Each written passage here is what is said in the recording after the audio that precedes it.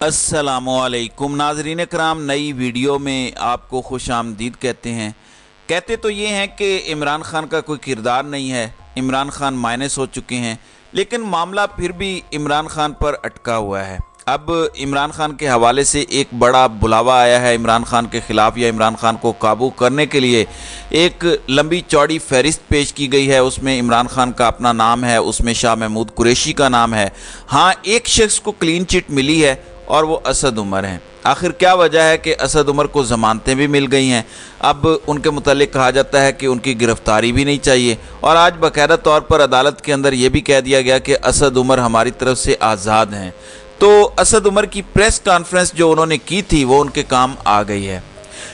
नाज़रीन कराम, आप जानते हैं कि इमरान खान को अटक जेल से अडियाला जेल मुंतकिल किया गया, और उसमें पहली वजह जो मैंने आपको बताई थी वो ये है कि जो साइफ़र वाला मामला है उसके अंदर ये जल्दी से जल्दी कुछ करना चाहते हैं। अब चूँकि एक इस्लामाबाद में अदालत में शाह महमूद कुरैशी का मामला होता था, जबकि अटक जेल में इमरान खान का मामला चल रहा था, फैसला नहीं हो पा रहा था। तो अब इन दोनों को इकट्ठा करके केस चलाना है। इकट्ठा चलाने का मतलब ये है कि जितनी जल्दी हो इन्हें सज़ा दी जाए। जो आज बड़ी खबर मैं आपके सामने लाया हूँ उसमें 28 गवाह सामने आए हैं, उसमें कुछ अपने भी हैं, कुछ पराए भी हैं। इस किस्म की सूरत हाल है। यह मामला है क्या? साइफर वाले मामले के अंदर FIA ने बाकायदा आज अपना चलान खुसूसी अदालत के अंदर पेश किया है, और साकिब बशीर एक्सक्लूसिव स्टोरी लेकर आए हैं। और इस चलान के हवाले से आप जानते हैं, चलान में बुनियादी तौर पर इन्वेस्टिगेशन का जो इदारा होता है, जैसे पुलिस है या कोई भी इदारा, तो वो अपनी तहकीकात या अपनी फाइंडिंग्स केस में पेश करते हैं। अब बताया गया है कि इस चलान के अंदर इमरान खान और शाह महमूद कुरैशी को कसूरवार करार दिया गया है, जबकि असद उमर को मुल्ज़िमान की या जिनको वो सज़ा दिलवाना चाहते हैं उसकी लिस्ट से खारिज कर दिया गया है। तो मजमूई तौर पर 28 गवाहों की लिस्ट इनके चलान के साथ अदालत में उनके बयानात भी जमा करवा दिए गए हैं।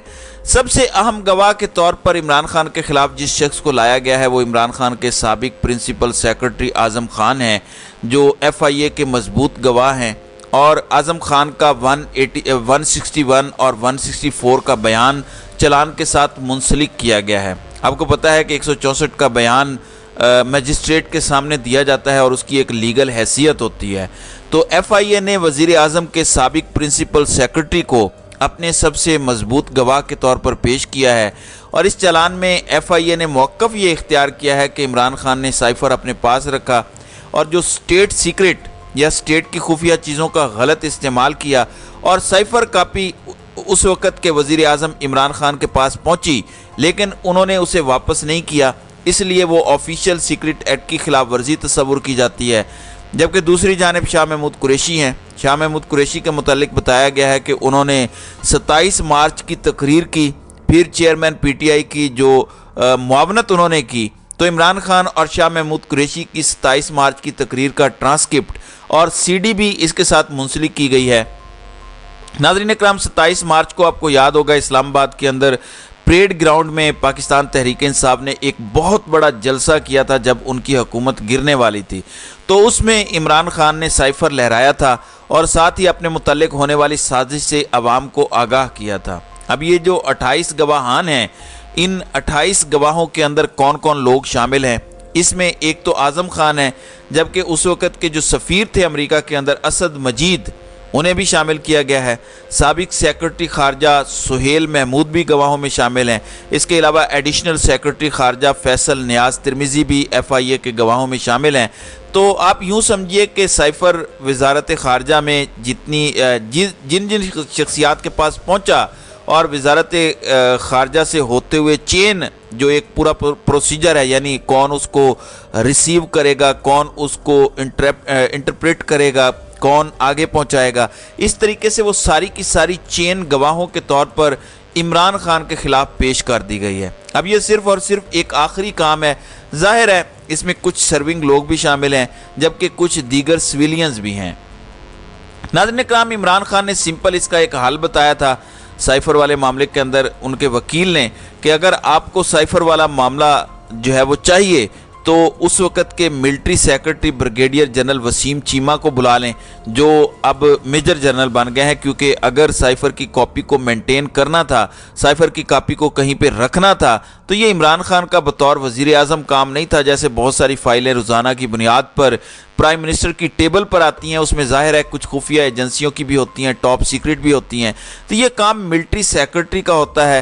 آپ جانیں اور ملٹری سیکرٹری جانیں، ان سے جواب لے لیں اگر وہ اس کے اندر، اب وہ جواب بھی اس کے اندر شامل ہے۔ اب یہ ایک بڑی امپورٹنٹ ڈیولپمنٹ ہے کہ اس میں سفیر بھی شامل ہیں، سابق پرنسپل سیکرٹری بھی شامل ہیں، یعنی سبھی لوگ شامل ہو چکے ہیں۔ اب دیکھنا یہ ہے کہ اس حوالے سے عدالت کرتی کیا ہے۔ ظاہر ہے مجھے یقین تھا میرا قصور نکلے گا والی بات ہے، تو چونکہ عمران خان کو ہر صورت سزا دینی ہے، پورے کا پورا ایک پلان صاف نظر آ رہا ہے، جس طرح توشہ خانہ کے اندر جلدی جلدی سارا کچھ کیا گیا کینگرو کورٹس کے ذریعے، اب یہ دوسرا فیصلہ کروایا جائے گا، اور یہ وہی بوٹ والے لوگ کروائیں گے جنہوں نے اس ملک کو 76 سال سے یرغمال بنا رکھا ہے۔ مقصد کیا ہے؟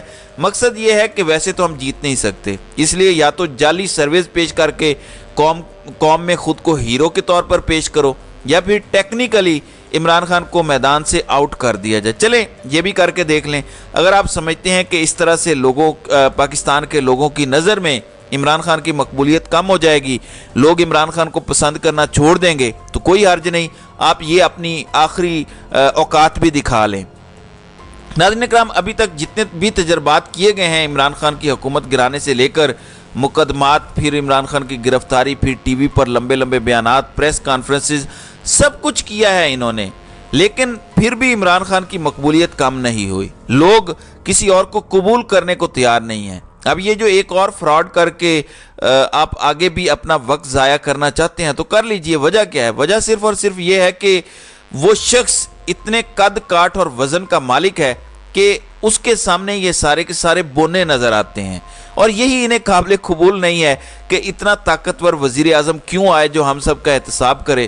تو ان بونوں کے اندر ایک بڑے قد کا شخص ہونا یہ جرم ہے، اور عمران خان کا بس یہی جرم ہے۔ دوسری جانب عمران خان کے مقابلے میں بتایا گیا ہے کہ بہت بڑی شخصیت کو لایا جا رہا ہے، نواز شریف کو۔ نصرت جاوید رات کو کہہ رہے تھے کہ دیکھیں اگر تو صاف شفاف الیکشن ہو گیا تو اس کا مطلب بڑا واضح ہے کہ مسلم لیگ نون بہت برے طریقے سے ہارے گی۔ ان کے مطابق اگر نواز شریف اس وقت واپس آتے ہیں تو ان کا رہا سہا ووٹ بھی ختم ہو جائے گا۔ نصرت جاوید اندرون لاہور سے ہیں، اور اندرون لاہور کو وہ جانتے ہیں، پھر نواز شریف کے حوالے سے ان کو بھی سمجھتے ہیں، وہ لاہور شہر کے مزاج کو بھی سمجھتے ہیں۔ وہ تو بہت پہلے سے کہہ چکے ہیں کہ میاں صاحبان نے لاہور کو کھو دیا ہے، تو لاہور ان کے ہاتھ سے ویسے ہی نکل چکا ہے۔ اب اگر وہ اپنا آخری پتہ کھیلنا چاہتے ہیں تو اس میں بھی کوئی حرج نہیں ہے، وہ بھی کر کے دیکھ لیجئے۔ ہاں یہ الگ بات ہے کہ وہ صاحب جو نگران وزیر اعظم ہے وہ فرماتے ہیں کہ انہوں نے رائے لے لی ہے کہ نواز شریف کے ساتھ کیا سلوک ہوگا۔ یار آپ کی اوقات اور حیثیت کیا ہے؟ آپ تو جسٹ ایک کٹ پتلی ہو، آپ کو پیچھے سے ہلایا جاتا ہے، آپ کو چابی والے کھلونے کی طرح جو ہے وہ چابی دی جاتی ہے تو آپ شروع ہو جاتے ہیں۔ کل پاکستان کے اندر دن کے وقت مستونگ والا واقعہ ہوا، ہنگو والا واقعہ ہوا، دیگر کئی واقعات ہوئے، لیکن رات کو 9:48 پر اس شخص کو یاد آیا کہ انہوں نے ان واقعات سے متعلق بات کرنی ہے۔ تو اس سے آپ اندازہ کیجئے کہ کس قدر نان سیریس یہ کریکٹر ہے۔ رات کو پاکستان تحریک انصاف بھی یہی بات کر رہی تھی کہ اپنی احمقانہ حرکتوں کا ریکارڈ قائم کرنے کی بجائے آپ اپنا آئینی فرض نبھائیں، الیکشن کرائیں اور اپنے گھر کو سدھاریں، بجائے اس کے کہ آپ اس منصب پر بیٹھے رہیں جس کے آپ اہل ہی نہیں ہیں۔ ظاہر ہے فی الحال نواز شریف کی بڑے گھر میں یا طاقتوروں کے ساتھ یس ہے، تو یہ ساری باتیں ہو رہی ہیں، ورنہ اگر قانون ہوتا تو قانون وہی عمران خان کے لیے بھی ہونا چاہیے، وہی قانون نواز شریف کے لیے بھی ہونا چاہیے۔ اب خورشید شاہ کہہ رہے ہیں کہ بہت مشکل ہے کہ عدالت مجرم کو ضمانت دے۔ نواز شریف اس وقت سزا یافتہ ہیں، ان کو جیل سے نکال کے عدالت نے بھیجا تھا، اور اس وقت تو کہا جاتا تھا کہ لکھ کے دیں نواز شریف کی جو جان کی گارنٹی ہے، لیکن دوسرے لوگوں کے معاملے میں یہ چیزیں بالکل مختلف ہو جاتی ہیں۔ تو خورشید شاہ کہہ رہے ہیں کہ نواز شریف کو ضمانتیں ملیں تو عدالتیں گڈ ٹو سی یو والی ہو جائیں گی، عدالتیں گڈ ٹو سی یو والی نہیں ہونی چاہیے۔ یعنی اگر یہ سب ہوا تو یہ سارے کا سارا عدالتوں پر الزام آئے گا کہ دیکھیں ایک شخص سزا یافتہ ہے، وہ اتنے عرصے سے مفرور اور بھگوڑا بن کر رہا، اور آپ اس کو ضمانتیں دے رہے ہیں، جبکہ دوسرا پاکستان میں موجود ہے جو قانون کو فالو کر رہا ہے، ہر عدالت کے سامنے پیش ہوتا ہے، جبکہ اس کے ساتھ کس طرح کا سلوک کیا جاتا ہے اور کس طرح کے جھوٹے مقدمات میں اسے پھنسانے کی کوشش کی جا رہی ہے۔ تو ناظرین اکرام، آپ کی اس ویڈیو کے حوالے سے کیا رائے ہے؟ آپ اپنی رائے کا اظہار کامنٹ سیکشن میں ضرور کیجیے گا۔